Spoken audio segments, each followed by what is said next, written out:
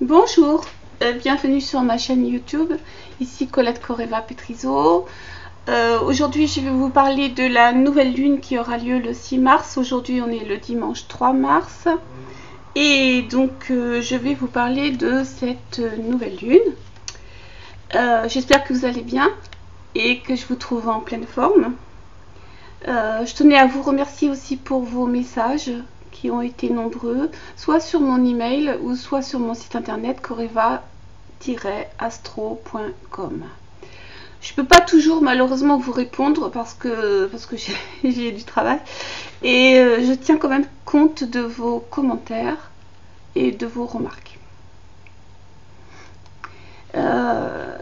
La nouvelle lune du 6 mars me concerne particulièrement parce que ça sera la Sainte Colette. Donc évidemment, je suis toute contente d'annoncer la Sainte Colette. C'est toujours comme une sorte d'anniversaire qui fait assez plaisir. La nouvelle lune du 6 mars, elle aura lieu dans le signe du Poisson. Le Soleil, la Lune et Neptune seront en Poisson. Dans cette lunaison-là que j'ai faite sur Paris, elle se trouve en maison 7, la maison des relations. Des partenariats. Elle sera sextile à Mars en Taureau, sextile à Saturne, conjoint Pluton en Capricorne, mais j'en reparlerai petit à petit, tout doucement, au cours de cette vidéo. Bon anniversaire pour les personnes qui sont nées sous le signe des Poissons. Parlons, si vous le voulez bien, des signes des Poissons. Je vais essayer de pas trop parler quand même aujourd'hui. Les signes des Poissons, c'est un signe qui est régi par la planète Neptune et en seconde maîtrise la planète Jupiter. Comme vous le savez déjà, cette année les deux planètes sont en carré, donc c'est vrai qu'il y a des efforts à fournir ou en tout cas faire attention par rapport à nos croyances. Il y a aussi d'autres choses à dire sur ce carré, Jupiter carré Neptune. On va en parler tout doucement aussi. Le signe du Poisson, c'est un signe mutable, un signe de transition, d'adaptation, un signe d'eau. Et comme c'est un signe d'eau, s'adapte facilement au contenant. Que ce soit un verre, une bouteille, une bassine, l'eau se moule assez facilement. Donc c'est un signe qui a une grande capacité à négocier avec toutes les formes de désintégration, de dissolution. 2009 pour vous, pour les Poissons, c'est une année où il vous faudra garder les pieds sur terre, un petit peu plus que d'habitude bien sûr. Une année où il faudra vraiment faire un effort pour vous enraciner, pour ne pas être emporté par les émotions personnelles, bien sûr, mais aussi les émotions collectives qui vous touchent puisque vous êtes perméable. Donc des rêves, de l'imaginaire, un désir de fusion vous anime et une envie de faire don de vous-même, de sacrifice. La présence de Neptune dans ce signe intensifie l'effet de grandiose et d'excès, surtout avec le carré à Jupiter. C'est une année où vous pourrez utiliser votre pouvoir de visualisation, utiliser votre imagination pour aller avec le courant dans le flux de la vie, comme vous savez si bien le faire, en vous laissant porter vers ce qui vous convient vraiment. Vous serez encore plus sensible aux mondes éthériques, au monde psychique, aux énergies, le pouvoir des croyances, des religions, le monde de la psychologie, la musique. Vous serez encore plus perméable à ces sujets. Mais ils peuvent également, surtout je pensais aux religions ou toutes les croyances, peuvent vous entraîner dans des voies dangereuses. Aussi, il sera important de choisir les bonnes vagues pour surfer, chevaucher la vague, suivre le chemin non balisé de votre bonne fortune.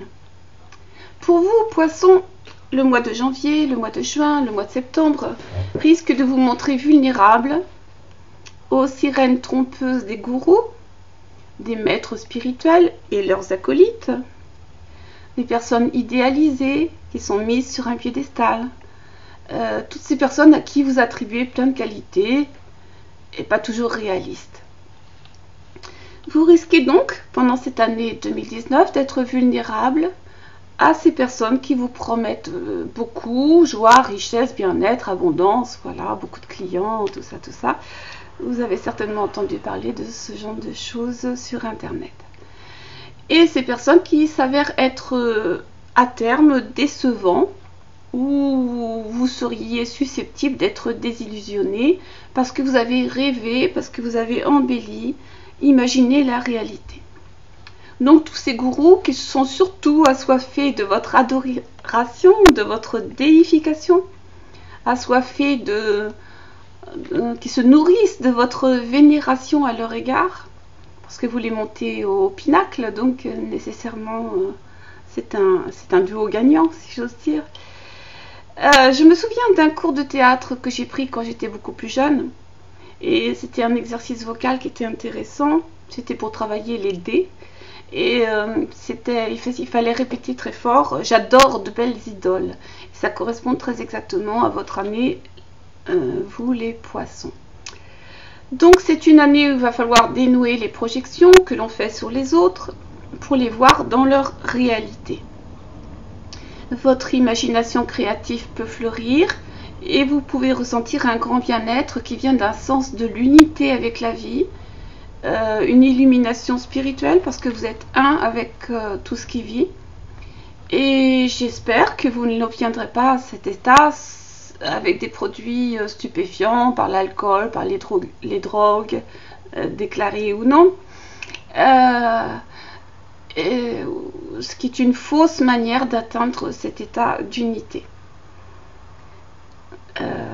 Ne risquez surtout pas votre sécurité avec la promesse de gains faciles, avec des jeux d'argent, je vais y arriver, le tiercé, le loto, le casino et avec les coups fumants que vous pourriez rencontrer, car Neptune qui est maître de ce signe est carré à Jupiter, Jupiter qui représente la loi, et donc la loi peut vous rattraper et il faut faire attention aux excès. Il serait plutôt préférable de vous tourner vers un réseau amical, un réseau d'amis qui partagent vos opinions, vos idéaux artistiques, créatifs, musicaux, ou vers le théâtre, le cinéma ou la photographie par exemple, ça pourrait correspondre. Voilà donc pour l'année des poissons, je vous souhaite une bonne année. Les mois de janvier, juillet et décembre vous seront favorables pour un nouveau départ, surtout au niveau de la vie sociale. En automne, vous serez probablement très occupé dans une activité de groupe et en connexion avec beaucoup d'autres personnes. Alors j'ai commencé ma vidéo en parlant des poissons et en leur souhaitant un bon anniversaire parce que la nouvelle lune qui se déroule le 6 mars a lieu dans le signe du poisson, donc soleil, lune, Neptune en poisson et également Mercure en poisson à 29 degrés en chute. Donc passons à la nouvelle lune maintenant. La nouvelle lune signe toujours un renouveau, un nouveau départ. On va planter une graine de quelque chose qu'on voudrait voir pousser, grandir. Et c'est comme un ensemencement dans votre thème. C'est comme si on plantait dans votre terrain, dans le terrain de vos 12 maisons, une petite graine nouvelle qui va être mise en terre. Avec cette petite graine, tous nos espoirs pour la plante qui va naître à la pleine lune, à la pleine lumière, au moment de la pleine lune. Analysons maintenant les changements qui se produisent au niveau de cette nouvelle lune. Donc on a l'entrée de Uranus en Taureau. On a également Mercure qui rétrograde. Donc Mercure, la planète de la communication, des voyages, des déplacements et bien sûr tous les moyens de transport puisque ça correspond au déplacement. Ce sont les routes. Donc Neptune rétrograde le 6 mars en Poisson à 29 degrés 35. Mercure est en exil et en chute dans les signes des Poissons. Il s'en va en arrière le 5 mars, juste un jour après, avant la nouvelle lune. Mercure qui rétrograde. On risque de se tromper de route ou d'être trompé, d'avoir à subir une réévaluation de nos rêves, de nos croyances. On risque d'être parasité par des rêveries. Mercure en Poisson également, puisque Neptune correspond également aux addictions, aux rêves. Comme il rétrograde, peut-être y a-t-il une purification à faire dans un domaine ou dans un autre. En tout cas, une réévaluation, puisqu'il part en arrière.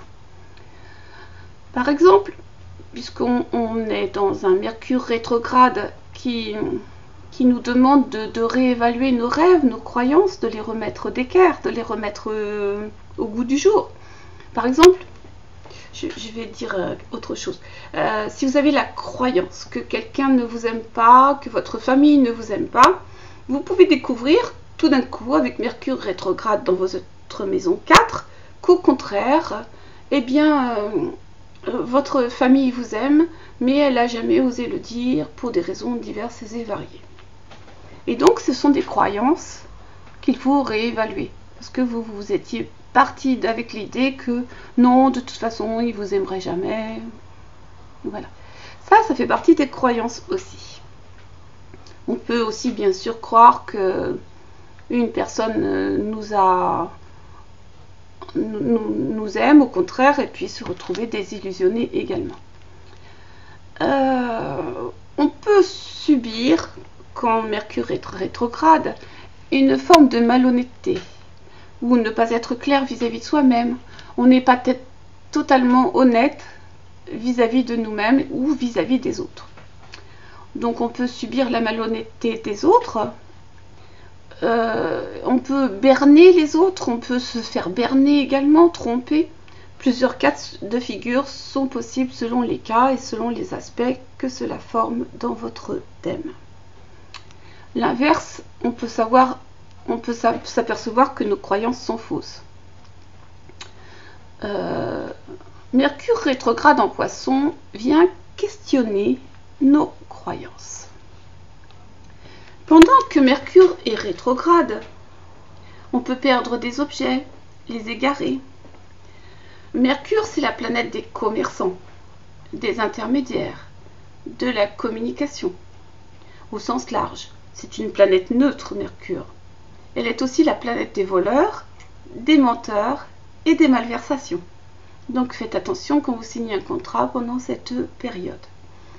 Il est important de voir dans quel secteur passe dans votre thème ce Mercure en Poisson pour faire des pronostics, je vais y arriver, plus précis pour savoir comment vous allez vivre ce passage.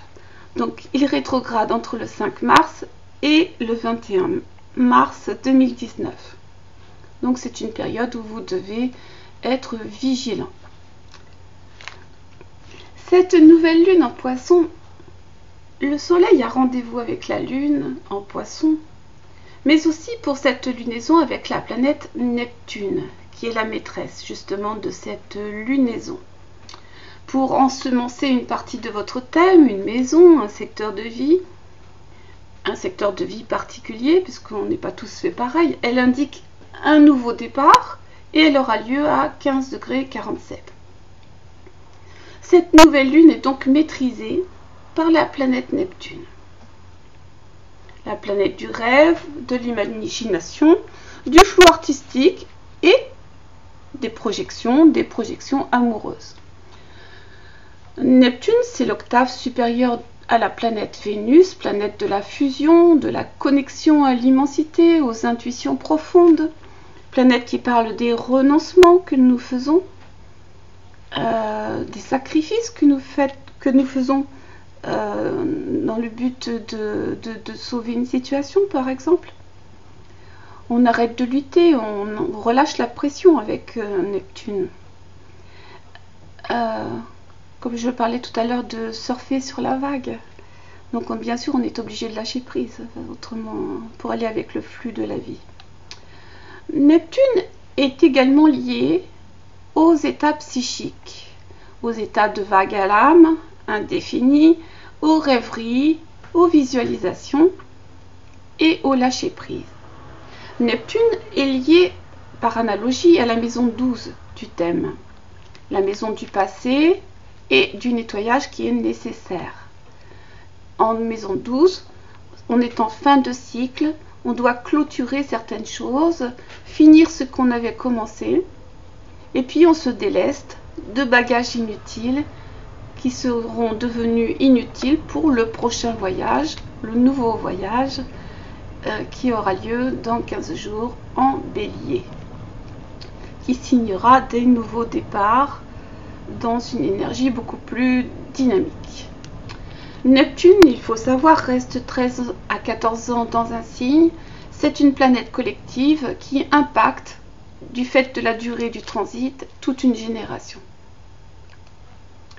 Cette nouvelle lune impactera fortement les personnes, sera pleinement ressentie par les cancers, les scorpions, les poissons et les personnes marquées par la lune, ou alors celles qui ont un luminaire, la lune, l'ascendant, conjoint à Neptune, et d'autres planètes telles que Mercure, Vénus et Mars, conjoints à Neptune, ou en opposition à Neptune. C'est encore un autre cas de figure. Et donc là, vous serez beaucoup plus sensible à une forme de vague à l'âme, et il faudra faire attention à récupérer vos projections, à vous assurer qu'on vous comprend bien et que vous comprenez bien les autres également. Cette nouvelle lune va exalter votre imagination, votre sensibilité, et donc elle peut donner des dons de voyance.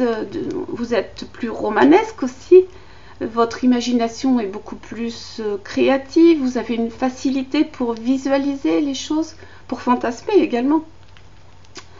Et vous avez une sensibilité aussi aux personnes qui souffrent ou qui sont en difficulté. Je disais tout à l'heure, Neptune est l'octave supérieure de Vénus. Vénus étant la planète de l'amour personnel, Neptune plus large. Vous avez un sens plus grand d'empathie, de compassion, de tolérance et de générosité pendant cette lunaison. Cette nouvelle lune en Poisson va accentuer le courage d'effectuer une transition. On part à l'aventure, on quitte un état dont on ne veut plus, on ne sait pas où on va, mais on compte sur notre intuition pour nous guider et on a le courage d'envisager un futur. On est sur le pont entre deux mondes. C'est comme sur la mer, le symbole de Neptune. Il n'y a pas de panneau indicateur. On va naviguer à l'instinct, au radar. On sait juste que l'on doit quitter un monde, faire une transition. Comme un sous-marin, on avance en silence, imperceptiblement. Et comme je disais, sur la mer, il n'y a pas de panneau, donc il faut suivre les courants et suivre notre intuition, tout en sachant que nous avons également Mercure en Poisson qui est rétrograde, donc il y a lieu de faire quand même preuve de discernement. On va repartir à zéro dans le secteur où se trouve cette lunaison. Cet état de transition entre deux mondes, l'inconnu et l'autre à découvrir, peut faire référence à des attentes, à des projections concernant le futur. Je parlais de visualisation tout à l'heure. Donc certaines seront réalistes et d'autres pas. On peut bien sûr être attiré par un pays étranger qui constitue un désir d'évasion et puis aussi une fuite devant un réel que l'on ne veut pas voir. Avec Mercure rétrograde en Poisson, il peut y avoir des erreurs de trajectoire, des erreurs d'aiguillage.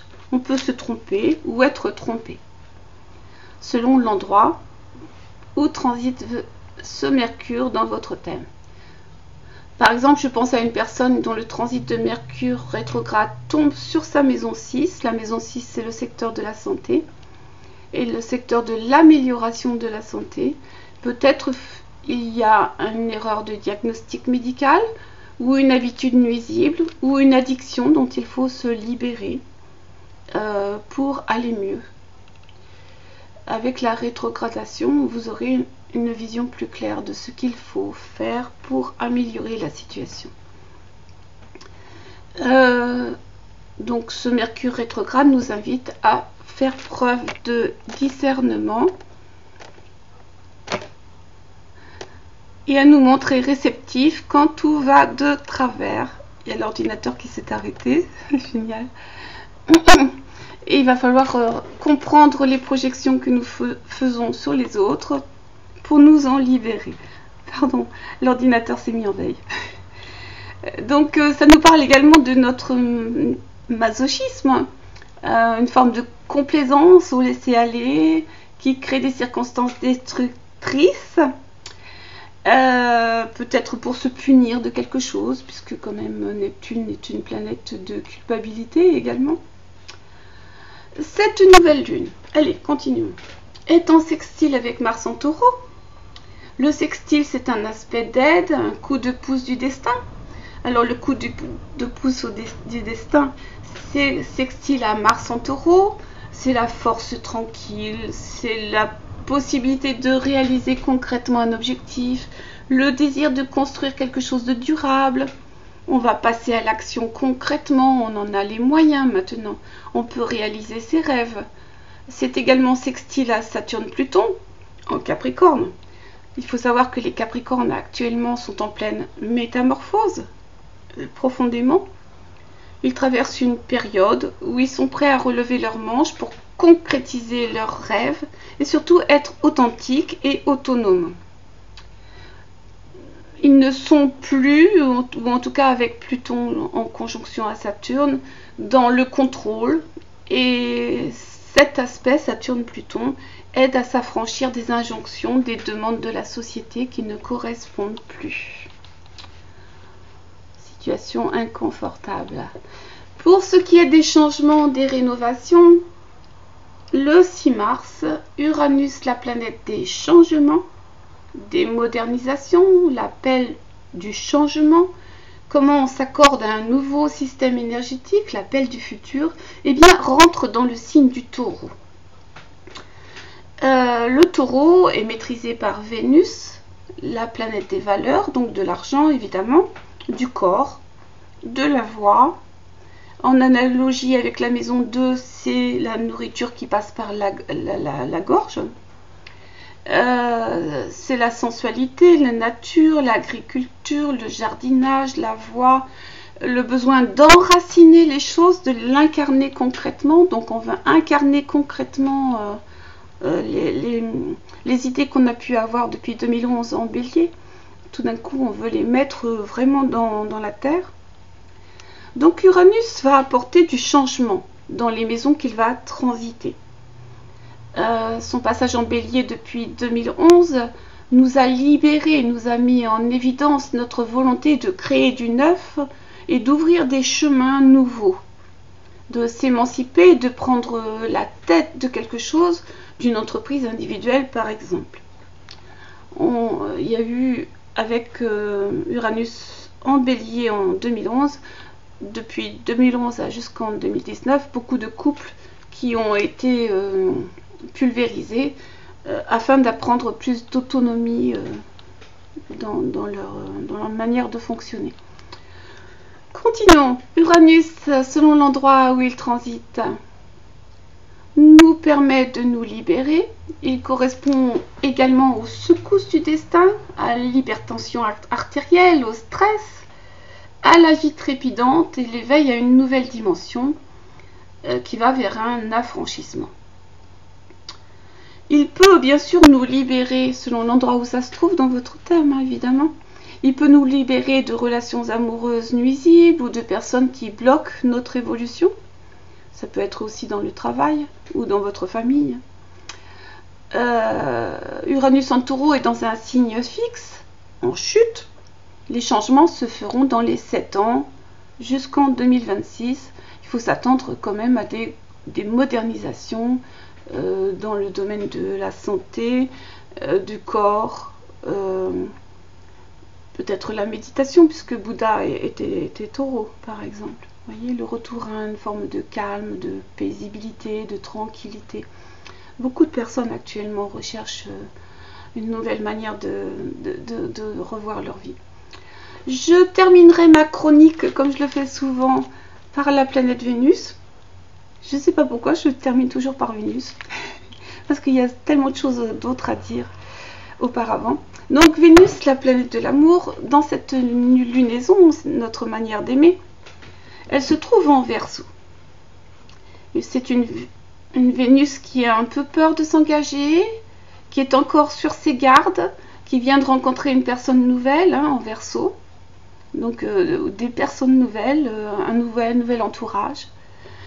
Et une Vénus qui craint pour sa vulnérabilité affective. Le Verseau, c'est quand même un signe d'air, et donc qui n'est pas très à l'aise avec ses émotions, et qui essaye de rester froide, détachée. C'est une Vénus qui est amoureuse de sa liberté, et elle est carrée à Uranus en Taureau. Donc voilà 2 informations. Ça peut indiquer une rencontre, un coup de foudre, une opportunité de changement sur le plan relationnel, des nouvelles personnes. Mais en carré, et c'est en 2 signes fixes, il y a une difficulté à lâcher prise. Les initiatives pour se lier sont prématurées lors de cette lunaison. Comme dirait Anne Romanoff, on ne nous dit pas tout. Parce que Mercure également est rétrograde. Donc il y a des choses encore à comprendre par rapport à toutes ces nouvelles personnes qui rentrent dans votre vie. Il peut y avoir une période de changement dans les contrats, des ruptures, des incertitudes.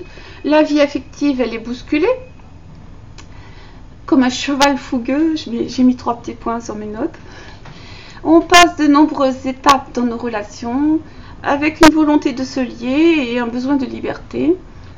Évidemment, le plan artistique est favorisé, également le sport, pour se libérer peut-être de toute cette énergie. Comme d'habitude, il y aurait tellement de choses à dire. J'y vois aussi, on a Mercure Chiron carré à Jupiter, donc des problèmes juridiques sont peut-être à craindre. J'ai écrit autre chose tout à l'heure. Oui, des problèmes administratifs, attention aux excès, et des problèmes avec les autorités. Donc voilà, il y aurait tellement d'autres choses à dire que je n'ai peut-être pas abordées. Le sujet astrologique est vaste et donc on prend toujours un morceau de cette lunaison pour faire le maximum et pour vous offrir une vision assez large, en tout cas ma vision assez large de ce que je pense d'eux.